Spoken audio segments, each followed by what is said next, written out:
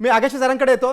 विरोधक म्हणतायत कामच केलं नाही, मात्र खूप मोठी योजना आणलेली आहे, तिचा आर्थिक डोलारा प्रचंड मोठा आहे, तो कसा पेलवेल आता पुढचं जे सत्तेत सरकार येईल तो प्रश्नच आहे. तरी देखील कुठेतरी ही गेम चेंजर योजना ठरणार. थेट म्हणजे खात्यात थेट पैसे जमा करण्याचं तंत्रज्ञान जेव्हा आलं ते राजकीय पक्षांना प्रचंड फायद्याचं पडलेलं आहे. आणि तुम्ही पाहिलं मध्य प्रदेश काय, महाराष्ट्र काय, त्यामुळे सगळेच सरकारं यासाठी किंवा सगळेच पक्ष यासाठी स्पर्धा करणार. परंतु आर्थिक विकास हा जर मुद्दा घेतला तर याचा अर्थकारणासाठी हितकर आहे किंवा नाही याविषयी आपण सावधपणेच याविषयी बोललं पाहिजे. पण आत्ता तुम्ही जे म्हणलात की राजद हा सर्वात मोठा पक्ष आहे, तर सध्या सुद्धा आत्ता सुद्धा राजद हाच सर्वात मोठा पक्ष आहे. आणि JDU आणि भाजप युती असल्यामुळे ते पुढे जाणार आहेत. म्हणजे आता सुद्धा JDU तिसऱ्या आणि भाजप दुसऱ्या अशीच स्थिती आहे. पण लालू प्रसाद यादवांच्या काळातलं जंगलराज विसरली आहे जनता. राजद आता सध्या जरी आपल्याला पुढे दिसत असलं तरी तरुणाई मोठ्या प्रमाणात राजदच्या बाजूने बोलताना दिसत होती. तेच मतांमध्ये परिवर्तित होताना दिसतंय सुरुवातीच्या कालांमध्ये. हो, कारण तेजस्वी यादव हे वयाने म्हणजे त्यांना वयाचा ॲडव्हान्टेज आहे आणि त्यांनी एक नवा चेहरा आम्ही देऊ असं जे काय आश्वासन दिलं त्याचा काही प्रमाणात आणि तेजस्वी यादव यांनी संपूर्ण राज्य ज्या प्रकारे पिंजून काढलं, काँग्रेस आणि ते एकत्रितपणे प्रचार करताय असं फारसं तरी आढळलं नाही. तरी तेजस्वी यादवांनी आपला चेहरा मात्र पुढे आणण्याचा प्रयत्न केला आहे, त्याचा काही ना काही परिणाम होणार. बरोबर, हाच मुद्दा मी घेऊन मी सम्राटजी यांच्याकडे जाणार आहे. त्यापूर्वी आपण एक ब्रेकिंग न्यूज बघूया. सुरुवातीच्या कलानुसार RJDनं भाजपला देखील मागे टाकलेलं आहे. कलानुसार JDU म्हणजे जनता दल युनायटेड तिसऱ्या क्रमांकावर आहे. महुआमधून तेज प्रताप यादव पुन्हा आघाडीवर आहेत, जे लालू प्रसाद यादव यांचे दुसरे पुत्र आहेत. तर तेजस्वी यादवांचा RJD आतापर्यंत मोठा पक्ष ठरलेला आहे.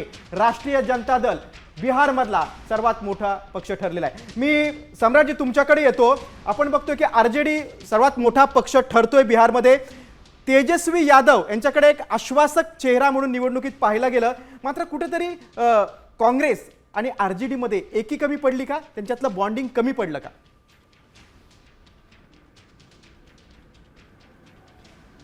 तेजस्वी यादव हे जमिनीवर काम करून लालू प्रसादांच्या घरातल्या जरी लालू प्रसाद कुटुंबाचा भाग म्हणून जरी तेजस्वी यादव राजकारणात असले तरी वर्षभर तेजस्वी यादव ऍक्टिव्ह. तेजस्वी यादवांचं असं नाही आहे की फक्त निवडणूक काळामध्ये ऍक्टिव्हिजम दाखवणं आणि इतर वेळी बाजूला राहणं. ते गेल्या 3 वर्षातला तेजस्वी यादवांचा प्रवास बघितला तर तो बिहारच्या कानाकोपऱ्यातला.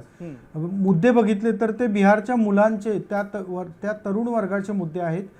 तिथल्या महिलांच्या संदर्भात त्यांनी सातत्यानं मुद्दे मांडलेले. जंगलराजचा जो उल्लेख केला जातो, पण बिहारमधल्या आत्ताच्या गुन्हेगारीबद्दल सुद्धा तेजस्वी सातत्याने बोललेले आहेत. तेजस्वींची गरज काँग्रेसला अधिक आहे बिहारमध्ये, जशी महाराष्ट्राच्या भागामध्ये आदित्य ठाकरेंची जी भूमिका राहिलेली आहे त्याच्यापेक्षा अधिक आक्रमक भूमिका तेजस्वी यादवांनी सातत्याने बिहारमध्ये घेतलेली आहे. त्यांच्या घराण्यामध्येच राजकारण आहे का आहे, पण ते राजकारण पुढच्या टप्प्याला घेऊन जाण्याची धमक तेजस्वी यादवांमध्ये आहे. एकीकडे मुलायमसिंह यादवांचा मुलगा आणि दुसरीकडे लालू प्रसाद यादवांचा मुलगा, असे उत्तर भारतामध्ये ज्यावेळी 2 स्ट्रॉंग तरुण चेहरे उदयास आले होते, त्यातलं तेजस्वी आत्ता आक्रमकपणानं बिहारमध्ये स्वतःचे पाय घट्ट रोवून उभे आहेत. आणि आताच्या सुद्धा रॅलीला मिळणारा प्रतिसाद बघितला सभांना, तेजस्वींच्या सभांना मिळणारा प्रतिसाद हा बिहारच्या सगळ्या भागांमध्ये समान होता. तो एकाच भागामध्ये चांगला आहे आणि दुसऱ्या भागामध्ये कमी आहे असा नव्हता. याचा अर्थ तेजस्वींचा रीच बिहारच्या सगळ्या भागामध्ये खूप समान पद्धतीनं आणि चांगल्या पद्धतीने. त्यांच्याकडे राजकारणाची पुढची 25-30 वर्ष पडून आहेत. त्यामुळे ते ज्या पद्धतीनं सुरुवात करतायत, गेल्या 7-8 वर्षांमध्ये त्यांनी ज्या पद्धतीनं स्वतःचे पाय घट्ट रोवायला सुरुवात केली आणि ही निवडणूक पूर्ण स्वतःच्या ताब्यात ठेवली, ते बघता पुढच्या सगळ्या निवडणुकांमध्ये तेजस्वी हाच बिहारचा सगळ्यात प्रमुख चेहरा असणार आहे. कारण आत्ता नितीश कुमारांच्या चेहऱ्याबरोबर कोणाचा चेहरा आपण घेतोय? आपण आत्ता भाजपच्या कुठल्या मुख्यमंत्री पदासाठी कोणाचं नाव घेऊ शकतोय का? असं कोणाचंच घेऊ शकत नाही. काँग्रेसकडे चेहरा नाही. अशावेळी ज्या पद्धतीनं त्यांनी स्वतःला बांधणी करत आणली त्या पद्धतीने त्यांना मिळणारं या निवडणुकीत सुद्धा त्यांना यश मिळेल का? 100% यश मिळेल. ते सत्तेकडे नेणारा असेल का नाही हे आता अजून पुढचे 2 तास ठरवतील, पण त्यांनी केलेल्या प्रयत्नांचं हे आत्तापर्यंतचं यश दिसतंय एवढं निश्चित.